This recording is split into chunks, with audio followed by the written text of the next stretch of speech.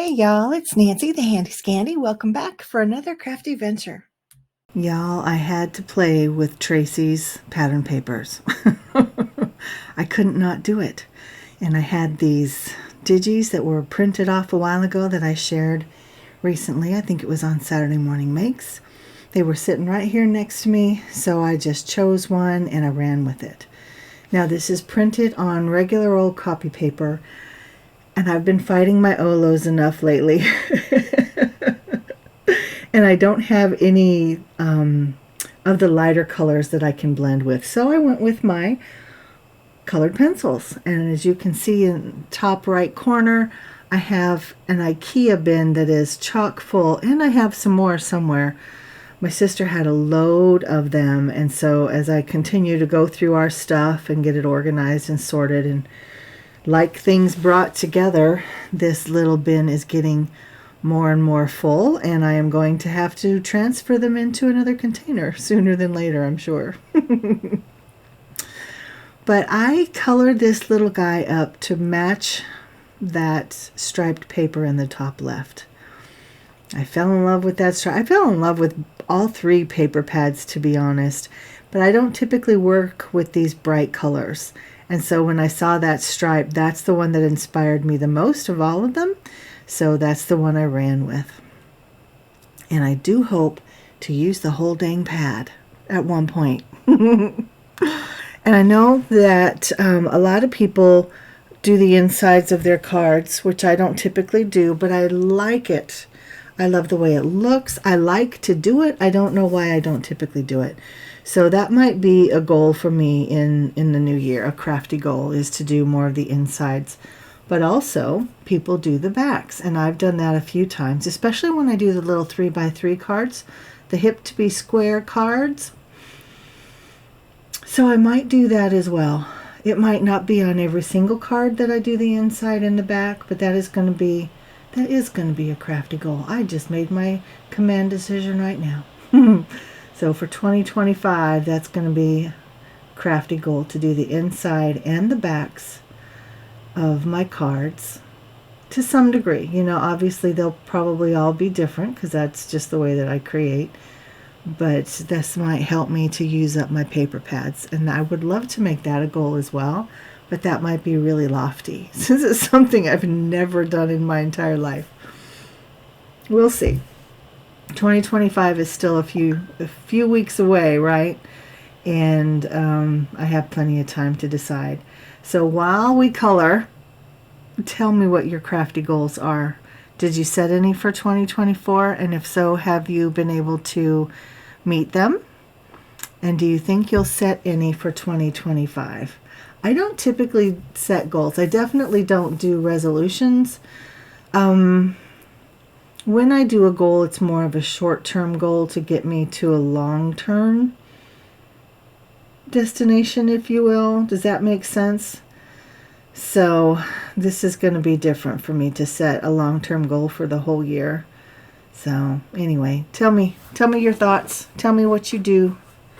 I know a lot of people set crafty goals each year, and I know some people journal it and they do all kinds of things to kind of track it and make the goal setting and keeping just as exciting as the actual doing, if that makes any sense at all. But let me talk about what I'm doing in the coloring, because I actually leave in not all the coloring, but the bulk of the coloring, and I don't usually do that. But if you've been with me for any amount of time, you know I always talk about it's the layers, right? It's back and forth and back and forth, dark to light, light to dark. And that's exactly what I'm doing. I'm doing a gradient of 3 reds down his vest. The darkest at the top, mid-tone in the middle, and the lightest that I did kind of a wash, if you will, over the whole vest. The lightest will be at the bottom as well. I just go over it a few more times just to kind of fill it in a little bit, comparing it to the cardstock just to make sure that I'm on the right track. And I think that I am. Now you might see me using that big brush. I think it's from Sizzix. Oh no, it's from Nuvo. It's from Nuvo. And when I first saw it, I remember seeing Amy R. use it, and I was like, that brush is ridiculous. Who needs a brush like that in their craft room? Y'all, I need a brush like that in my craft room. I use it all the time. And I love it in this context because I'm the one that drops the ink pad. I'm the one that has paint on my fingers and gets it in the wrong place. I'm the one that will run my hand across a colored pencil work in progress and smear all the shavings, all the dust. That's me. So I like the brush in this context because it lightly and gently brushes away the dust and the shavings, and then it doesn't smear and smudge all over my project. That makes my heart incredibly happy. Do y'all have one of these brushes? I'm holding mine and I love it. I also use it to clean up, especially like if you've done a lot of die cutting and you have all of those little paper shreds and the dust, as well as when I do a lot of heat embossing. Well, any heat embossing, to be fair, doesn't have to be a lot. But yeah, it works in so many different ways. I mean, obviously it's just sweeping things away, but I love it. I love it. What can I say?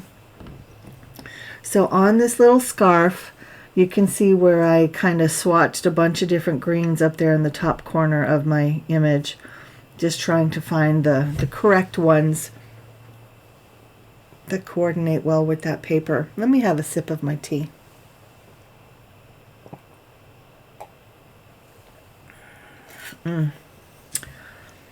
Stash chai tea. Love it.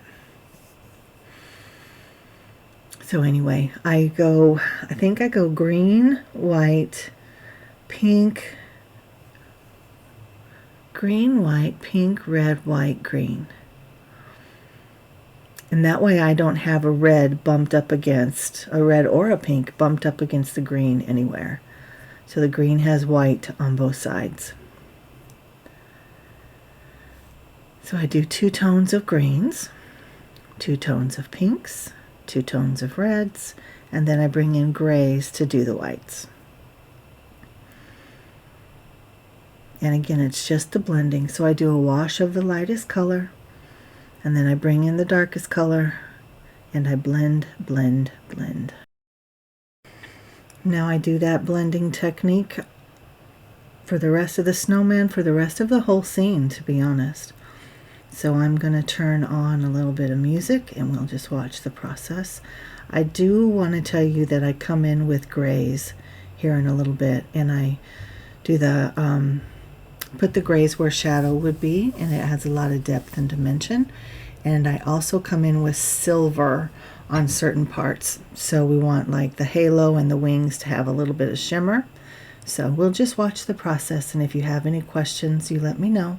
And if I think of anything else to say, or if something happens on the screen that I want to explain, I'll be back.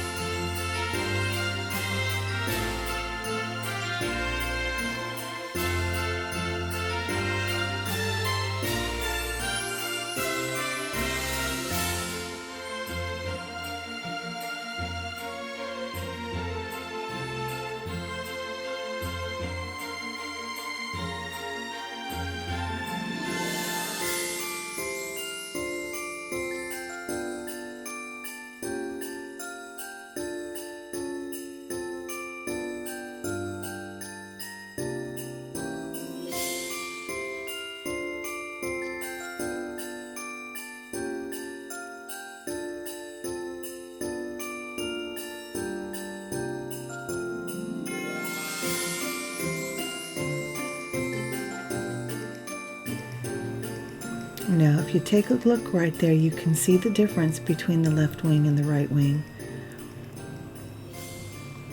You can see that dimension, that coloring just to the side of the lines, just above or just below, how it adds the depth, it adds the dimension. It gives the illusion of a shadow. And then I always go back over those darker colors, and gray is a darker color. And I go back over them with white. That's what I was starting to say. And just blend it out. And I wanted to add a little bit of pink because I feel like there would be a little bit of, is it luminescence? Is that the word I'm looking for? A little bit of a colory, sparkly shine to that gray. Like on a bee's wings, we tend to put yellow or blue-green, or on a dragonfly's wings, we tend to put blue-green, or even a gold. I've seen gold a lot on dragonfly wings. Mostly because that's kind of what we see in nature now. Has anyone ever actually seen an angel with wings? No. So it's imagination at work. But I just think that's what it would look like. Now look at that. Those colors work so well with that pattern paper, and at this point my heart just went eep. So it took me a while to find the right dies to cut this sweet image out because I didn't want to lose any of it. And obviously I lost some of the love sign, but not a lot. And then I lost a little bit, a very little bit at the bottom of the snowman, but I remedied that. And I wanted that green paper to shine, but I also wanted the striped paper to shine. So I did not have a larger oval die that would have worked. And this is the smallest oval die, or I cut the snowman image out with the smallest oval die.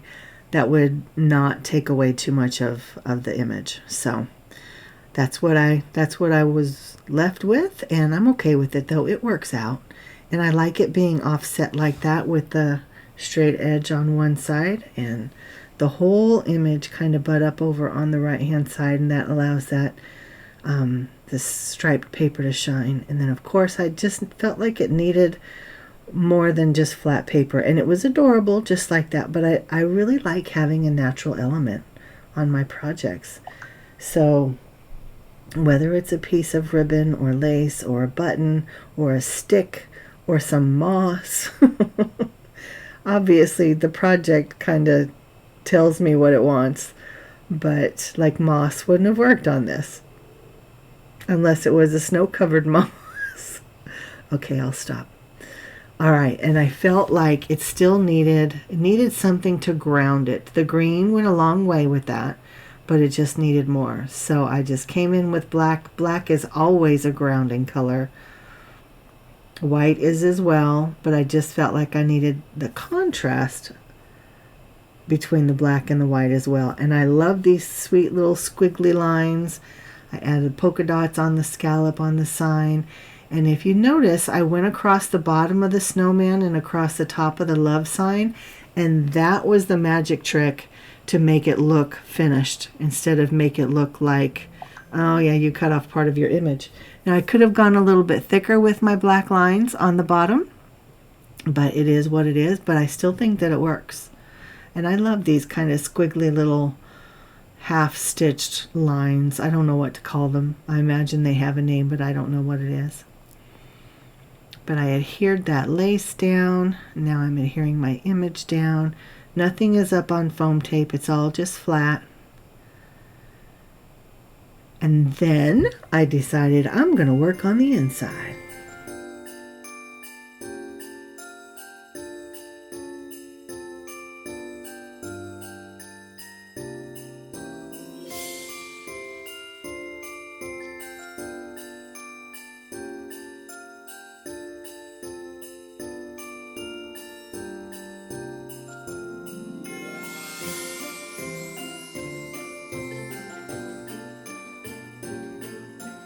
But I put the pattern paper on the inside, and I like the way those two dies layered up, and it's just a sweet little And it's just a sweet little addition to the inside. And then I did a strip down the back as well, 2 strips actually.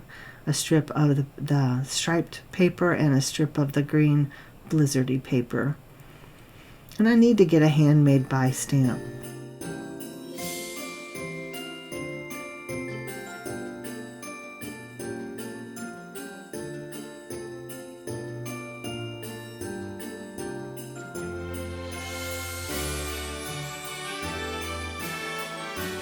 And so this is a little asymmetrical. It's not even, but it's okay. I like the way those 2 designs are layered up. And then here on the back, it's really cute too. I need to get a hand stamped by stamp. Or a made for you by. I don't know. Anyway, these are my fun photos of the sweet little image and the beautiful pattern paper. You can see where I went in with the pops of color. And the last of this bottle of pops of color has gone through so many different projects lately. It's kind of crazy, but it's almost gone. But anyway, guys, thanks for spending some time with me. Let me know your thoughts downstairs in the description box, especially about goals for the new year. And make sure you hop over and see Traci's products over on FPOP, as well as follow the link to Instagram so you can get your own papers if you want to. Obviously, there's no pressure, but I just am making that available to you if you want it. So, thanks, guys. Mwah.